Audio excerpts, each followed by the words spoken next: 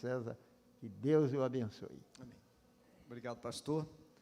Mais uma vez, a alegria e o privilégio de estarmos juntos. E eu sempre uso essa frase, divido com vocês essa responsabilidade.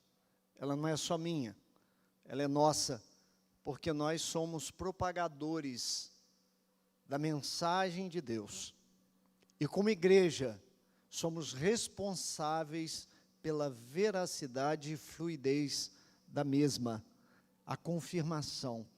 Por isso, dividimos com vocês essa grande responsabilidade. E confesso que me sinto mais à vontade, mais confortável estar sentado como vocês estão. Mas se vem-nos à mão dividirmos essa responsabilidade, dividiremos juntos. Amém? E queremos dar uma boa noite a todos. Uma alegria vermos um auditório bem mais robusto, mais consistente. Isso alegra os nossos corações. E eu estava ali, em meio às minhas meditações, clamando a Deus, para que o dia chegue em que nós possamos encher todos esses bancos e não precisarmos mais usar as máscaras. Que esse dia chegue.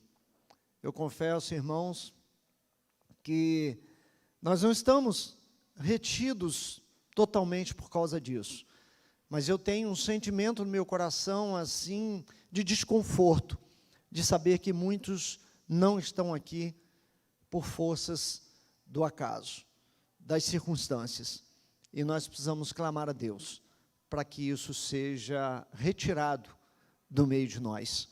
Somos uma igreja alegre, uma igreja que vibra, uma igreja que prega a palavra, e eu muito me entristeço de não poder ver muitos irmãos aqui presentes. Clamemos a Deus, clamemos aos céus, que dentro em pouco possamos estar libertos, pelo menos por um bom período, desse tenso momento de pandemia que vivemos. Saúdo a todos que estão também em suas casas, através da rede de computadores, participando, prestando esse culto a Deus. Que vocês também sejam grandemente alcançados, atingidos, abençoados por esta participação de vocês neste culto. Irmãos, sem mais delongas, quero convidá-los, se possível for, quem quiser e puder, abra suas Bíblias no livro de 2 Reis, no capítulo 20, e nós estaremos lendo pelo menos os primeiros 6 versículos de 2 Reis, capítulo 20.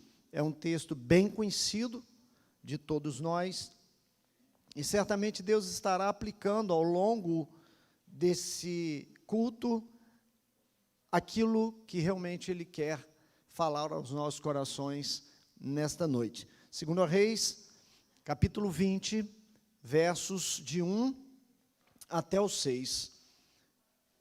E diz o texto: naqueles dias adoeceu Ezequias de morte, e o profeta Isaías, filho de Amós, veio a ele e lhe disse: assim diz o Senhor, ordena a tua casa, porque morrerás e não viverás.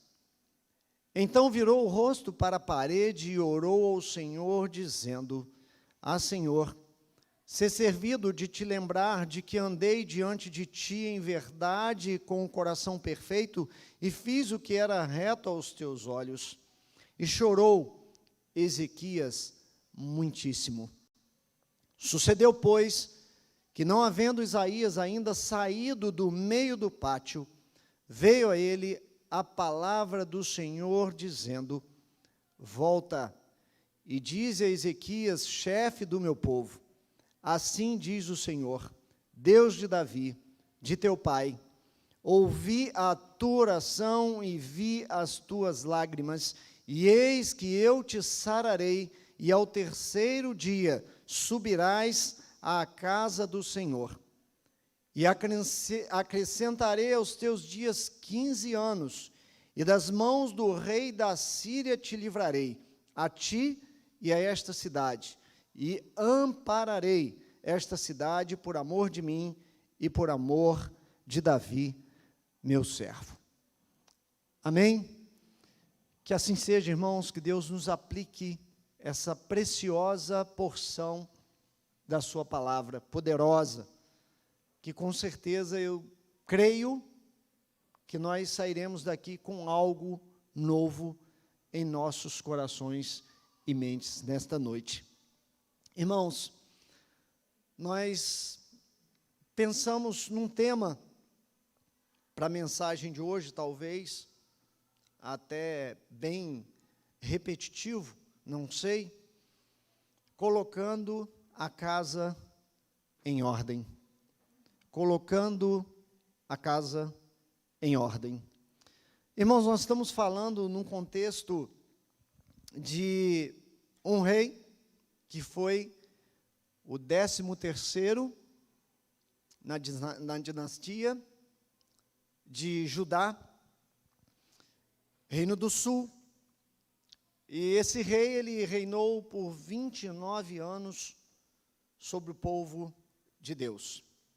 Mas é interessante, irmãos, que a gente analisando a vida desse indivíduo, foi um dos melhores reis que passaram por Israel. Foi um camarada, assim, extremamente dinâmico. Essa história também ela é relatada, ela é tão importante no contexto bíblico, que ela é relatada também em Isaías, no capítulo 38, versos de 1 a 8, se vocês depois quiserem conferir lá, e darem uma sequência na leitura, isso é muito bom, isso é importante e indicado, para que vocês entendam o contexto todo, e possam visualizar algo mais que Deus tem para falar para nós, através da sua palavra, numa leitura assim, mais pessoal. Eu geralmente aconselho isso porque é importante, irmãos. Não basta apenas pegarmos um texto solto e lermos aquele texto e aqui nos deliciarmos, nos deleitarmos, e quando nós vamos para casa, perdemos o interesse e deixamos aqui aquilo que na verdade nós ouvimos.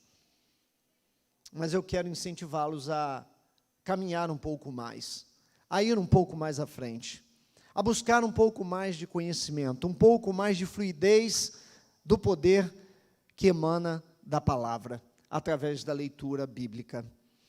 Irmãos, a gente, analisando esse contexto, raríssimas vezes a gente ouve do anúncio da premeditação da morte de um indivíduo. Chega alguém aqui, a não ser que seja num outro mundo que a gente pouco conhece dele, mas que se ouve falar muito, de alguém dizer, você pode preparar que você vai morrer. Mas, exceto isso, não. Mas, no contexto, a gente vê que Deus chama um profeta, fala com Isaías, vai lá, e fala para ele, o grande rei Ezequias, ordena a tua casa, porque certamente morrerás, e não viverás. Isso é duro, irmãos. A gente pode ver no contexto que era um rei segundo o coração de Deus, um cara que cumpria cabalmente os propósitos de Deus, os preceitos de Deus, mas tinha algo que Deus queria dele, exigia dele, porque Deus sabia, na sua onisciência, que ele tinha algo mais que ele precisava fazer, e nós vamos entender isso melhor ao longo da reflexão, mas que nem ele tenha percebido ao longo da sua caminhada. Interessante, irmãos, que esse indivíduo ele foi um grande monarca, um cara que escreveu lindas páginas na história do reinado sobre o povo de Deus. Ele conseguiu pôr ordem todo o reino do sul, de Israel, e transformou uma nação decadente e falida em uma nação poderosa economicamente, politicamente, socialmente, militarmente e, sobretudo, espiritualmente. Esse camarada fez uma revolução, irmãos, no meio do povo de Deus. Ele preceituou tudo aquilo que Deus queria e ansiava para o povo, haja vista que o povo de Deus vinha decadente há muito.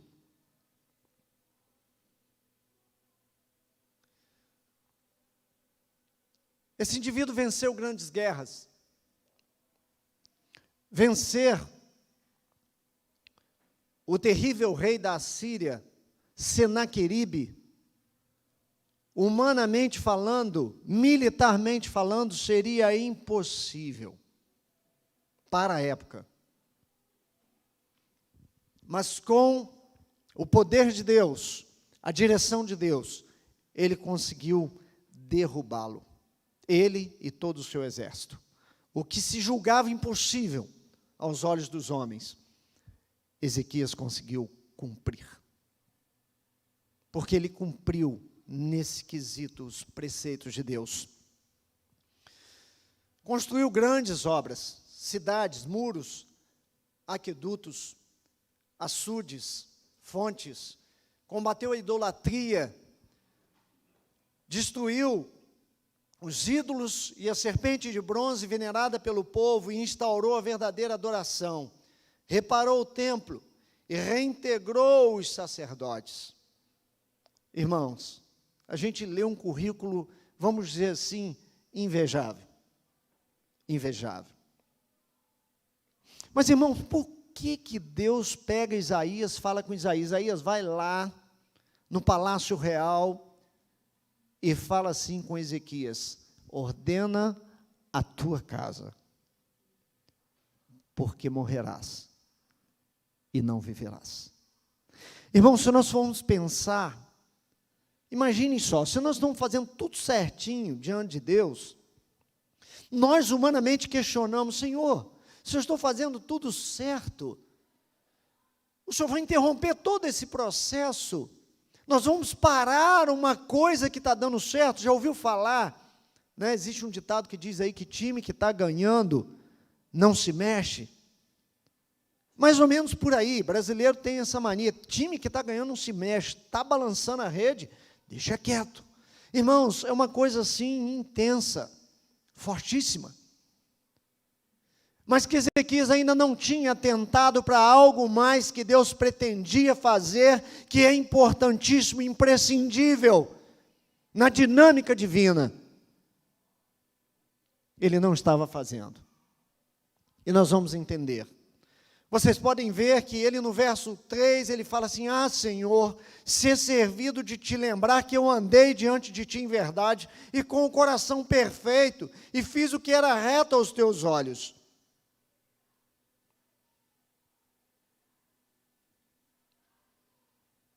E chorou amargamente. Irmãos, esse choro de Ezequias, logo após a sua retratação com Deus, que foi a primeira atitude também interessante de um homem que teme a Deus, em meio à sentença de morte, ele de imediato, naturalmente, se retirou para um recôndito lá, e lá ele procurou ao Deus a quem ele servia e confiava. E lá ele disse assim: Senhor, me socorre, porque a sentença que veio para mim é pesada por demais. Mas quando Deus usa Isaías e manda dizer para ele ordenar a casa dele, porque ele morreria, porque tinha algo dentro da casa dele que não estava devidamente ajustado nos padrões divinos. É sobre isso, irmãos, que nós vamos atentar nesta noite. É sobre isso que nós precisamos refletir. Eu confesso que esse texto, ele tem batido na minha mente sucessivas vezes. E eu não sei se os irmãos que estavam aqui naquela classe da EBD, única, que nós estivemos juntos estudando há talvez uns 21 dias atrás, se não me falha a memória, eu citei esse texto. E esse texto está na minha cabeça. É por isso que nós estamos compartilhando dele juntos. Por isso que nós estamos dividindo a responsabilidade juntos. Sabe por quê? Porque a pergunta que não quer calar: como se encontra a sua casa? É um chamamento, irmãos, a uma reflexão profunda. Eu não sei para quem eu estou falando. Eu não sei como está a casa de vocês. Eu não sei como está a casa de você que está do outro lado nos assistindo.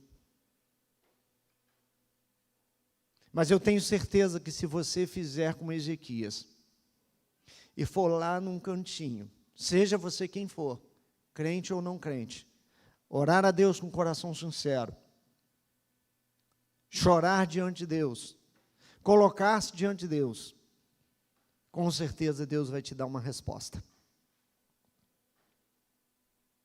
Assim aconteceu com Ezequias. Como se encontra a sua casa? Eu quero considerar com vocês 3 coisas rápidas que a Bíblia se refere, e Paulo fala com muita categoria nesse sentido. Atentem aí. Governando bem a própria casa é o primeiro ponto que eu quero compartilhar com vocês. E Paulo, ele escrevendo a Timóteo, no capítulo 3, se você quiser acompanhar, fixar na sua Bíblia, fique à vontade, se você quiser acompanhar pela projeção também, você que está em casa também, que queira participar. 1 Timóteo, primeira carta de Paulo a Timóteo, no capítulo 3, verso 4 e 5, diz o seguinte: se refere aqui não só a bispos e diáconos, irmãos, isso aqui se refere a todo aquele que quer aferir o padrão de Deus dentro da sua casa. Olha o que diz, verso 4, que governe bem a sua própria casa, tendo os seus filhos em sujeição com toda a modéstia.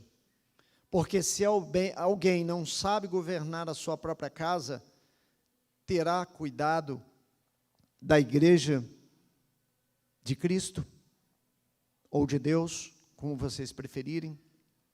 Olha só o que diz, que governe bem a sua própria casa, tendo os seus filhos em sujeição com toda modéstia.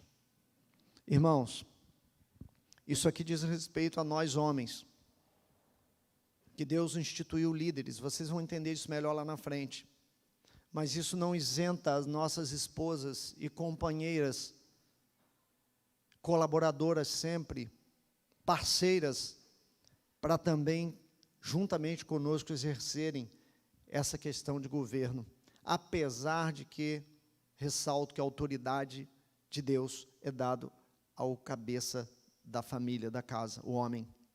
E também as cobranças. Saibam disso.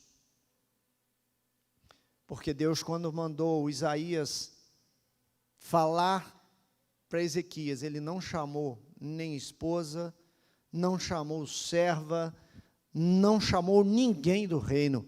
Chamou Ezequias: ó, Ezequias, você põe a ordem em sua casa, não bota a governanta para resolver o problema, não, é você que tem que resolver. E a cobrança também será sobre você, irmãos, que responsabilidade. Você que é chefe de família, você que é o sacerdote da casa, me perdoe a expressão, mas coloquemos as nossas barbas de molho. Esposas, colaboradoras, parceiras, ajudem seus maridos. Irmãos, a coisa mais triste que tem dentro de uma casa chama-se desgoverno. Um lugar onde não tem o norte, onde o cabeça não existe, onde o lar é acéfalo, onde as pessoas fazem o que querem, o que bem entendem e não existe disciplina, irmãos. Isso é terrível. Isso é o princípio do fracasso de uma família e de uma sociedade.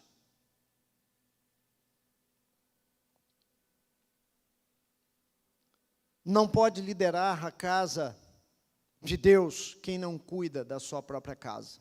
Irmãos, lembrando que a família vem em primeiro lugar, tá? A gente fala isso, mas exaustivamente vamos repetir. Primeiro Deus, segundo a família, terceiro igreja. A igreja não está por ordem maior, ela está por ordem menor. Se você tiver uma família desajustada, a sua igreja vai sofrer os danos do seu desajuste como família. No sentido espiritual, isso é impactante e severo, porque muitas vezes nós nem percebemos. Nós nem sabemos que a igreja é açoitada espiritualmente por um fracasso que uma família da igreja sofre dentro da sua própria casa.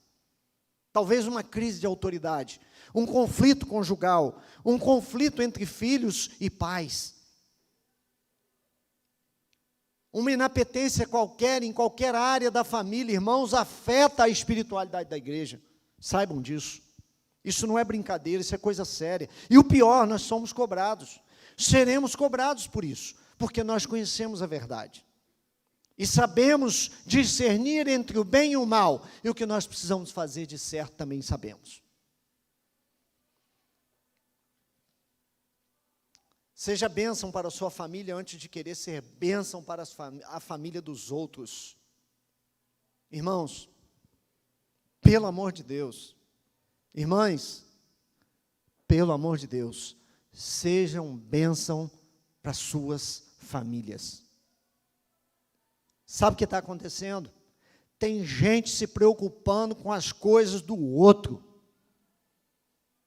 esquecendo-se das suas próprias coisas. Tem gente preocupada com o que está acontecendo na casa do vizinho, irmãos. Não que isso não deva acontecer, mas esquecendo-se da sua própria casa. Tem gente preocupada com coisas da igreja, que não deva acontecer, mas esquecendo-se de cuidar dos seus próprios filhos. Irmãos, me perdoem, mas tem líderes, grandes líderes, não que devam deixar a sua liderança, mas que abandonam as suas famílias à própria mercê. Deixam seus filhos de qualquer jeito. E depois lá na frente começam a questionar a Deus e dizer assim: meu Deus, o que aconteceu com a minha casa? Irmãos, é exatamente isso que nós estamos vendo com esse camarada aqui.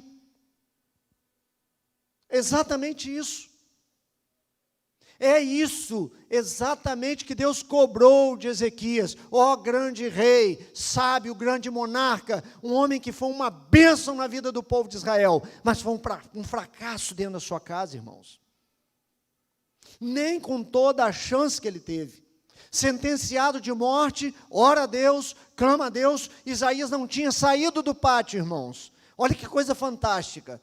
Isso aqui é o que mais mexe comigo no texto. O profeta não tinha saído. É como nós aqui. Eu não tinha saído do templo. Ezequias está lá. E Deus chega para Isaías e fala assim: Isaías, volta. Volta lá. Agora. Já pensaram, irmãos, o que é isso? Que Deus intenso, maravilhoso. Ele manda na mesma hora o cara retornar, que vai lá e retorna e fala para ele: olha, eu ouvi a tua oração, eu ouvi as tuas lágrimas, e eu vou prorrogar seus dias em 15 anos.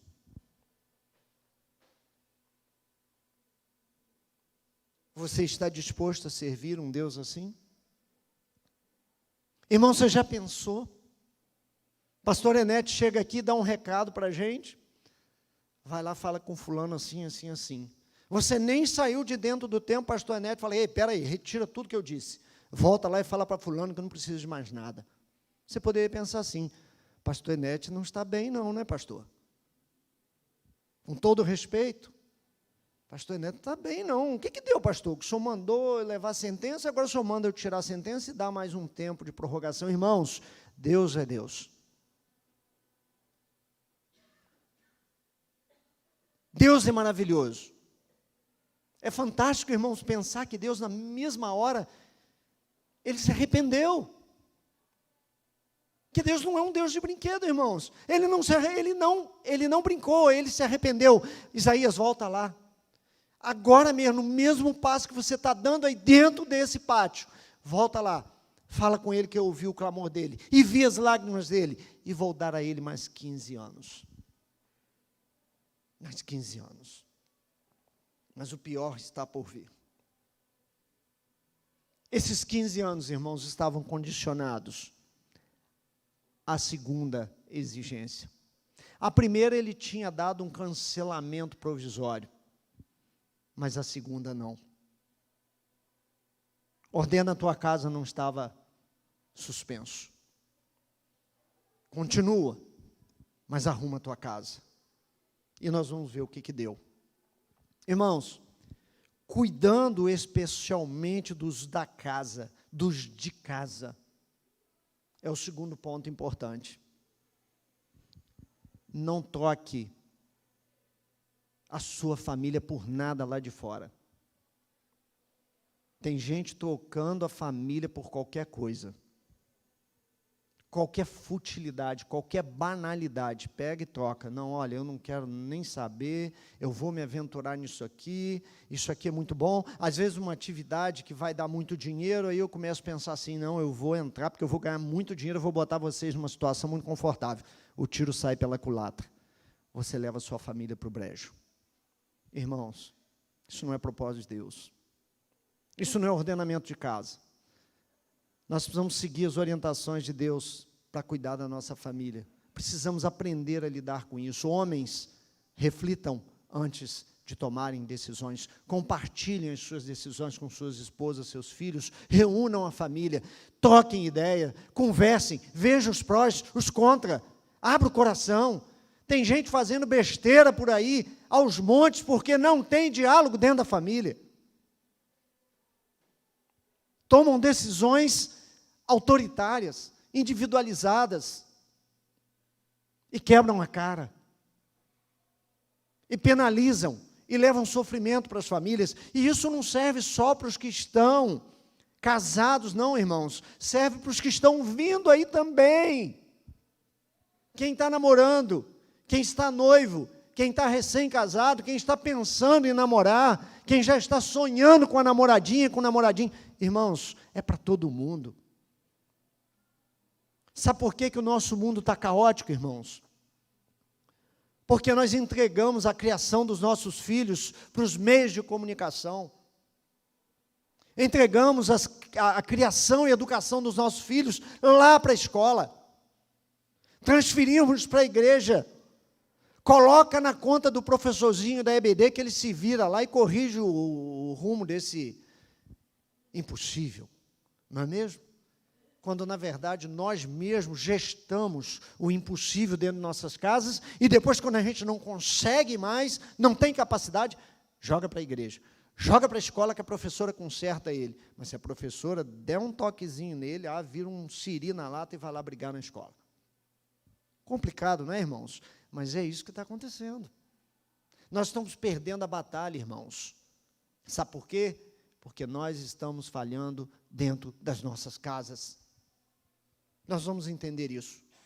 Eu espero que vocês não estejam com pressa. Porque eu estou sentindo que Deus quer algo mais para nós. Ele quer abrir os nossos corações, os nossos olhos, as nossas mentes. Tem gente bocejando aí atrás da máscara que está uma doideira. Oh, Deus, tomara que essas máscaras vão embora.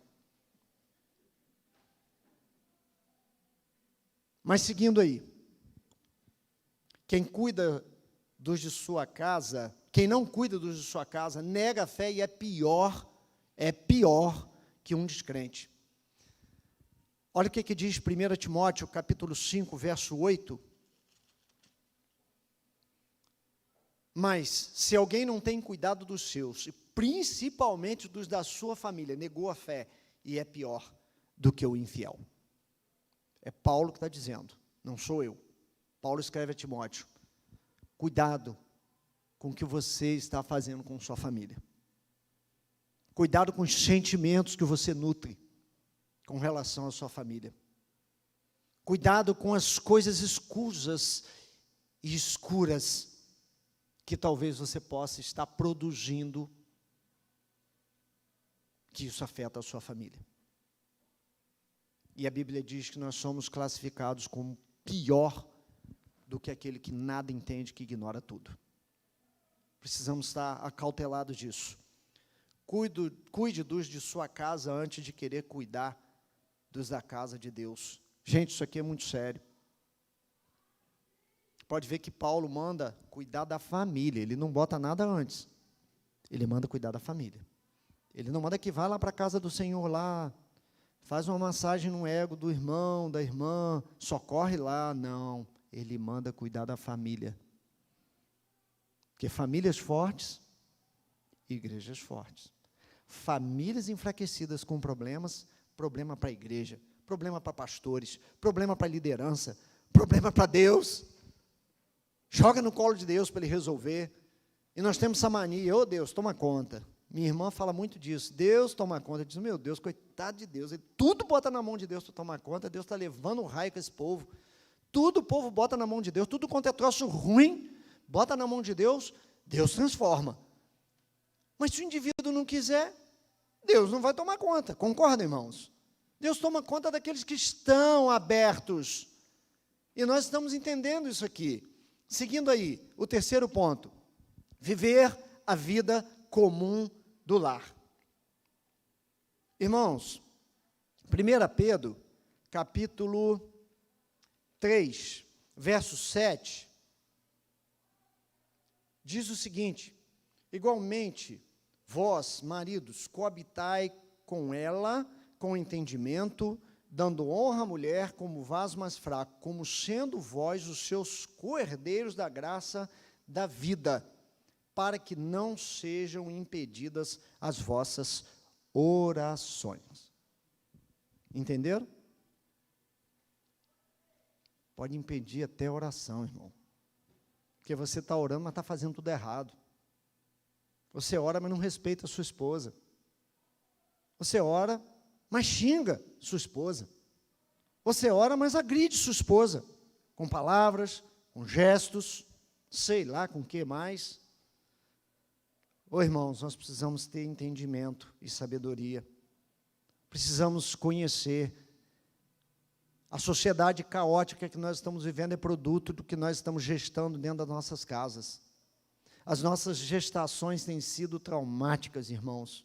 É por isso que nós estamos tendo toda a sorte de divergências, de bestialidades na sociedade moderna, porque as famílias estão falhando. Tenha tempo com a família, qualidade de tempo é melhor do que a quantidade de tempo. Tem gente que não dá tempo nenhum. Aí, quando quer fazer uma média, compra um monte de coisas, gasta um dinheirão, estoura o cartão e vai lá. E não surte efeito. Porque não é a quantidade, é a qualidade. Ô irmãos, quantas pessoas estão chorando, lamentando de terem perdido a oportunidade de terem qualidade de tempo? E quantos ainda se lamentarão de não terem tido tempo de qualidade com seus filhos? Isso causa um desajuste social enorme, irmãos. Os nossos filhos são fruto daquilo que nós vivenciamos. A personalidade, a capacidade, a intelectualidade, a espiritualidade, tudo deles está vinculado ao nosso tratamento. Tem gente chorando as pitangas, porque passou o tempo. E eles não conseguem corrigir mais o rumo. Perderam seus filhos. Isso é muito importante. Seguindo aí.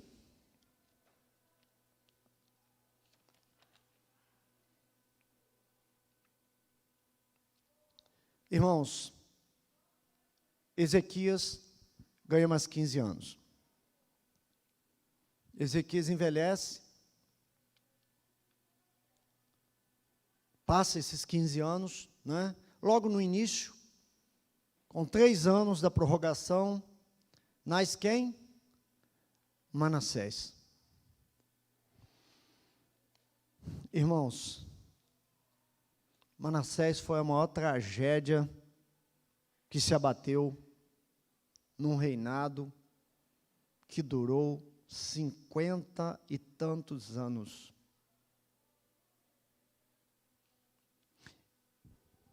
Esse cara começou a reinar com 12 anos.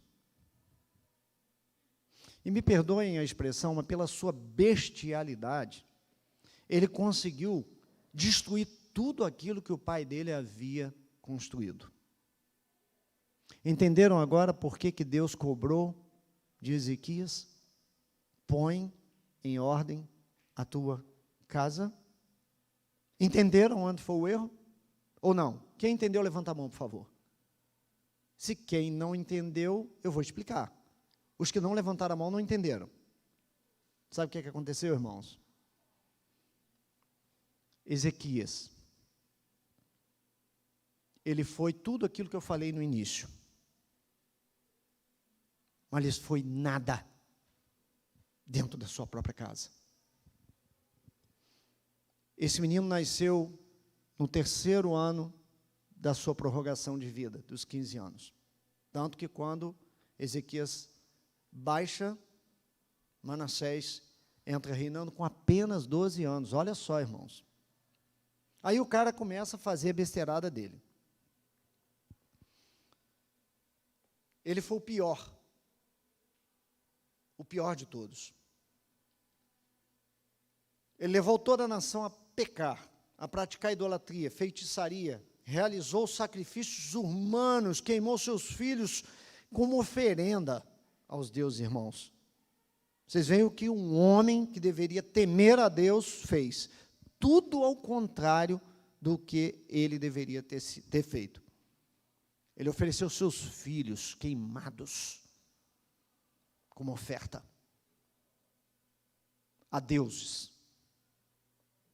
que não eram deuses. Fez tudo o que vocês podem imaginar, tudo errado. Ele desfez, parece que esse cara era um terrível inimigo do pai dele. Me perdoa a expressão. Parece que ele queria atingir o pai dele em tudo, eu não sei o que houve. Mas quem errou? Ezequias. Quando Deus chama Ezequias, põe a tua casa em ordem, ordena a tua casa, sabe o que é? Botar ordem, arruma teu filho, investe no teu filho, dá atenção ao teu filho, forma o caráter espiritual do teu filho, prepara o teu filho para dar sucessão àquilo que eu quero para o meu povo. Foi isso que aconteceu. Irmãos, partindo para a segunda parte e para a conclusão, primeiro ponto que eu acho importantíssimo a gente frisar, isso de Deus para nós agora. Nós vimos aqui do que nós precisamos fazer como família, mas agora do que nós precisamos entender do que Deus quer com tudo isso, quando Ele chama-nos a ordenar a nossa casa. Deus quer que você preserve a sua casa de hoje. Mas como preservar a casa de hoje? Não é só fazer do jeito que eu estou fazendo, trivial. Feijão com arroz e vamos embora. Irmãos, nós estamos enganados. Deus não quer nada trivial, tão feijão com arroz, não. Ele quer algo mais consistente. Abra a Bíblia de vocês, se puderem, em 1 Samuel, no capítulo 12, versos de 1 até o 4, 1 de Samuel, capítulo 12, verso de 1 ao 4, diz o seguinte: então disse Samuel a todo Israel: eis que ouvi a voz em tudo quanto me dissestes, e pus sobre vós um rei. Agora, pois, eis que o rei vai adiante de vós, e já envelheci e encaneci. E eis que meus filhos estão convosco, e eu tenho andado diante de vós desde a minha mocidade até o dia de hoje. Eis-me aqui, testificai contra mim perante o Senhor e perante o seu ungido, a quem tomei o boi, a quem tomei o jumento, a quem defraudei, a quem tenho oprimido e de cuja mão tenho tomado presente, e com ele encobrir os meus olhos, e vô-lo restituirei. Então disseram: em nada nos defraudaste, nem nos oprimiste, nem tomaste coisa alguma da mão de ninguém. Até aí tudo bem. Mas sabe onde está o erro? Abra aí, 1 Samuel, capítulo 8, versos de 1 a 3. 1 Samuel, logo atrás um pouquinho, capítulo 8, versos de 1 a 3, diz o seguinte: e sucedeu que, tendo Samuel envelhecido, constituiu a seus filhos por juízes sobre Israel. E era o nome do seu filho primogênito Joel, e o nome do seu segundo Abias, e foram juízes em Berseba. Porém, seus filhos não andaram pelos caminhos dele, antes se inclinaram à avareza, e tomaram presentes e perverteram o juízo. Mas aí alguém pergunta assim: gente, mas como é que pode? Esse cara foi juiz, profeta, sacerdote. O que houve com ele? O que deu de ruim? Por que os filhos dele fizeram totalmente o contrário do que ele, no capítulo 12, testemunharam diante do povo? Sabe o que aconteceu, irmãos? Um simples detalhe. Um simples detalhe. Verso 1. Constituiu os seus filhos por juízes sobre Israel. Irmãos, quem constitui juiz sobre Israel? É profeta? É sacerdote? É juiz? Não. O erro, irmãos, às vezes está na gente não consultar a Deus para fazer as nossas coisas. Samuel foi um cara que foi exemplo. Ezequias foi um exemplo.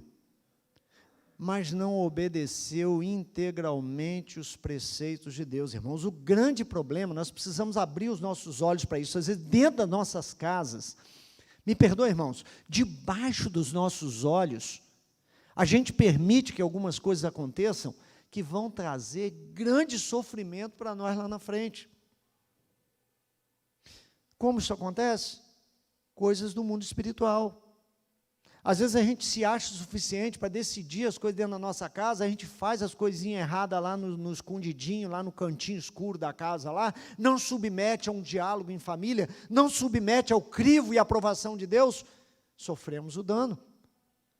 Samuel foi envergonhado, irmãos, porque Samuel constituiu, vamos entrar aí no tal do nepotismo, Samuel constituiu os 2 filhos como juízes em Israel. Eu acho que na hora ele pensou: não tem nada a ver, é Deus, não, mas eu tenho autoridade de Deus, eu posso constituí-los, vou constituí-los, deu tudo errado. Olha o problema.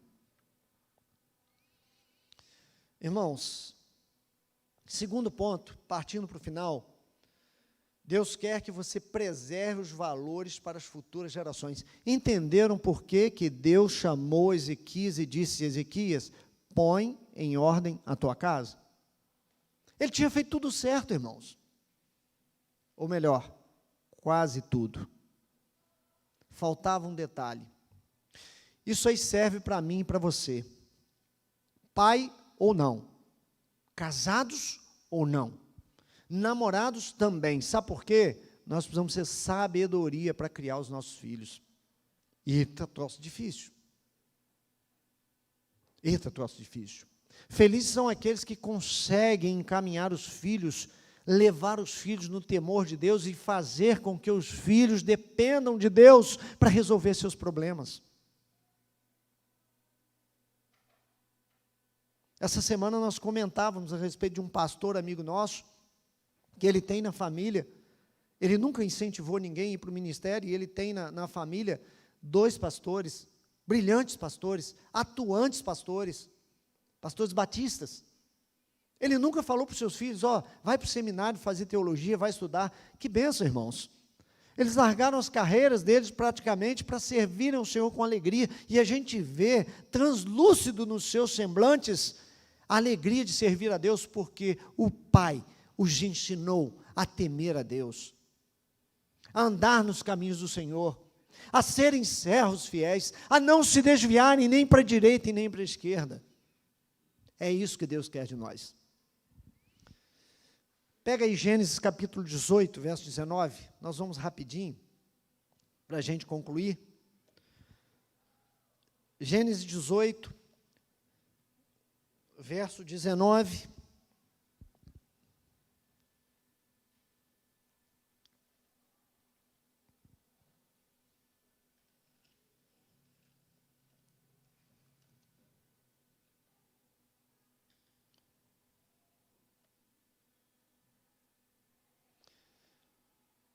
Porque eu, diz o Senhor, o tenho conhecido, que ele há de ordenar a seus filhos e a sua casa depois dele, para que guardem o caminho do Senhor, para agirem com justiça e juízo, para que o Senhor faça vir sobre Abraão o que acerca dele tenho falado. Entenderam? Ou precisa falar alguma coisa? Está entendido? Se não entenderam, irmãos, vamos explicar. Olha só, porque eu o tenho conhecido. Eu, Deus, o tenho conhecido. Que ele há de ordenar a seus filhos e sua casa depois dele. Está pensando em quê? Em gerações.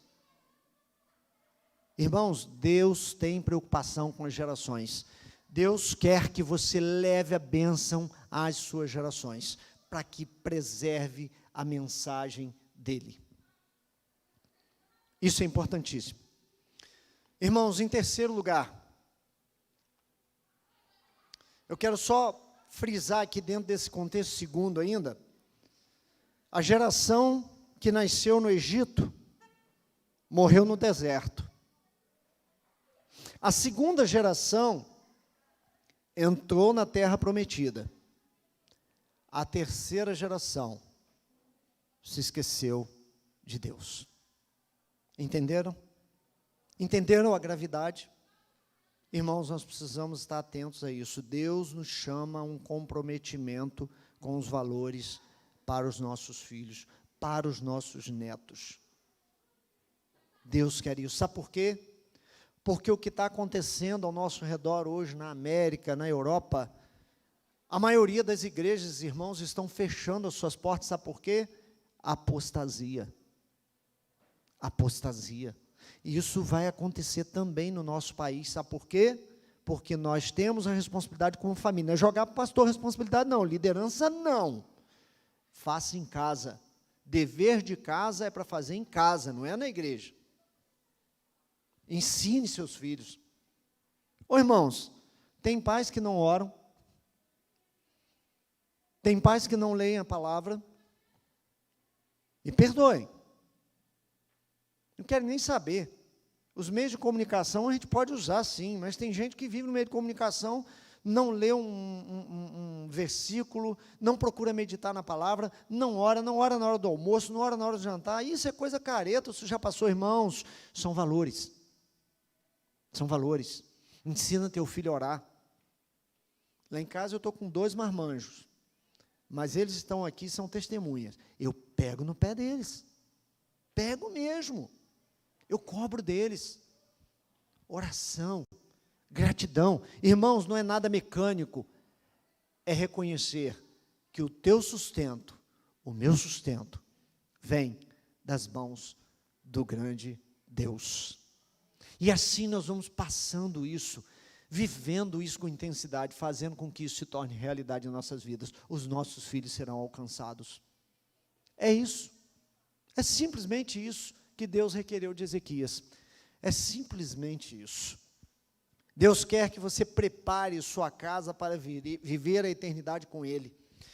Tem um texto de Efésios, capítulo 3, versos de 14 a 19, com esse eu finalizo. Efésios, capítulo 3, já está ali. Por causa disto, me ponho de joelhos perante o Pai de nosso Senhor Jesus Cristo, do qual toda a família nos céus e na terra toma o nome, para que, segundo as riquezas da sua glória, vos conceda que sejais fortalecidos com poder pelo Espírito do homem interior, para que Cristo habite pela fé nos vossos corações, a fim de, estando enraizados e fundados em amor, poderdes perfeitamente compreender com todos os santos qual seja a largura e o comprimento, e a altura e a profundidade, e conhecer o amor de Cristo, que excede todo entendimento, para que sejais cheios de toda a plenitude de Deus. Amém, irmãos? É isso. É simplesmente isso. Nós precisamos caminhar nessa direção. Irmãos,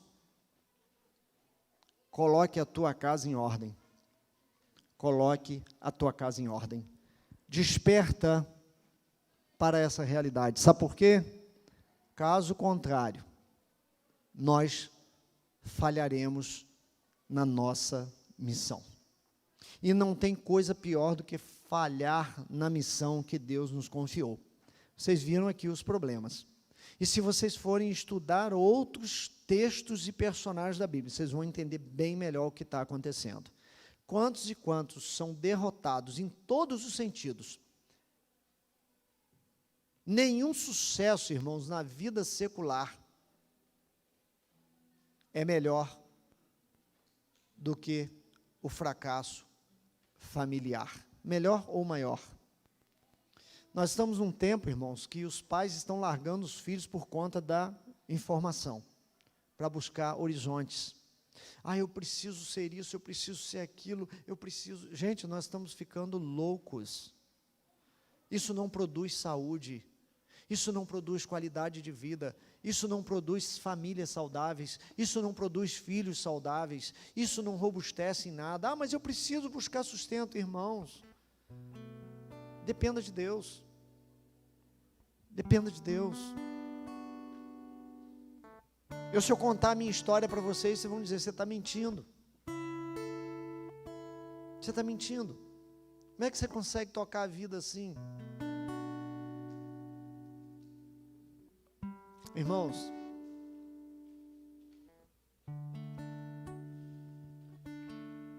minha esposa está aqui, meus filhos estão ali. Eu, diante de Deus, fico muito à vontade. Eles sabem do que eu estou falando. Eu trabalho na prefeitura e vocês sabem que a prefeitura não paga salário bom a ninguém. Eu falo isso sem medo de ser penalizado. O salário da prefeitura é muito ruim. Não tenho ressentimento de falar isso para qualquer prefeito, para qualquer tribunal. O meu salário é péssimo. Mas o meu Deus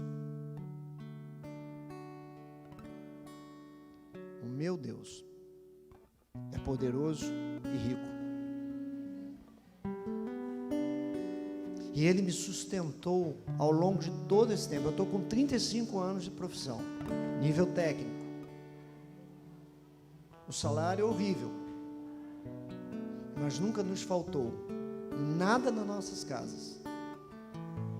Deus nos honrou, Deus nos sustentou, Deus nos enalteceu em meio ao vale.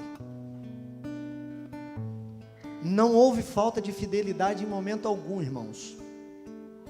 Desde o meu primeiro vencimento e o dela, nós nunca deixamos de entregar os nossos dízimos, que é o mínimo que eu preciso fazer. Nunca deixamos de entregar as nossas ofertas. Temos quantos missionários adotados? 6. Anos a fio. Temos 6 missionários adotados em todo o mundo, irmãos.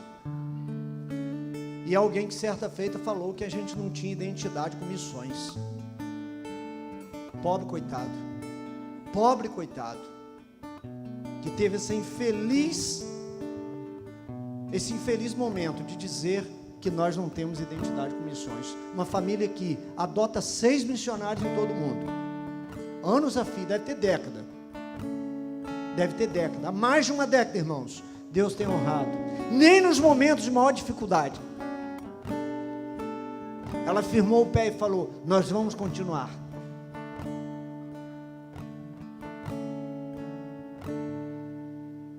nós vamos continuar. Eu confesso que eu fiquei reticente, eu achei que é uma quantia. Não é uma quantia pequena não, irmãos. Eu não vou falar para vocês. Não é uma quantia pequena. 6 missionários não é uma quantia pequena. Quem sabe de missões aqui, sabe o que eu estou falando. Mas nunca faltou dinheiro para mandar para eles. Quando parecia que as coisas estavam pretas por um lado, Deus abriu uma porta. Eu tive uma semana, vou contar isso para vocês mais um pouquinho, aguenta mais um pouquinho. Isso é prova de fé, testemunho, que nós precisamos honrar, precisamos buscar, nós precisamos ser fiéis, irmãos. Isso é o mínimo que nós podemos fazer. Eu estava com um problema, tinha uma quantidade de dinheiro que eu precisava levantar. Eu não sabia o que eu ia fazer aquela semana. Não era uma quantia pequena. Sabe o que Deus fez? Deus pegou uma pessoa dessa cidade, um empresário, que não tem ligação nenhuma comigo, mas que conhecia um cara do Rio de Janeiro, muito rico, que tinha uma grande propriedade aqui próxima a Campos do Goytacazes. Esse cara me ligou, eu não sabia quem ele era, tratei bem, como eu trato todo mundo bem, atendo todo mundo no meu telefone. Sabe o que ele queria? Ele queria uma carreta fechada de grama. Ela está ali, não me deixe mentir. Eu não conheci esse cara. Irmãos, eu poderia pensar assim, como é que eu vou comprar uma carreta? É muito dinheiro, irmãos. Uma carreta fechada para mandar vir de São Paulo e entregar lá sem um centavo na minha conta. Sabe o que eu fiz? Eu acreditei. Eu vim conhecer o cara depois, que nem para entrar na propriedade a carreta entrava, de tão grande que era. Teve que arrancar o portal de entrada da fazenda do cara para entrar a carreta. Mas entrou. E eu fui lá de moto e fui acompanhar a descarga. Na mesma hora que a carreta chegou, ele entrou no aplicativo e depositou integralmente